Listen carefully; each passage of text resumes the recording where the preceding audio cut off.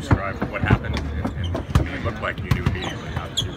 Yeah, you guys saw the play. I mean, I got the shot, cannonballed right into my shin, shoulder.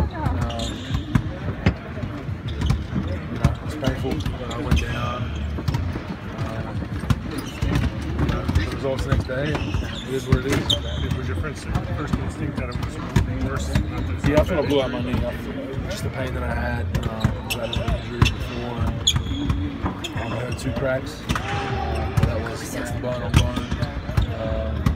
So, you know, it's not worth much, but it could have been worse than it is. But it's still pretty bad. Did you see the replay?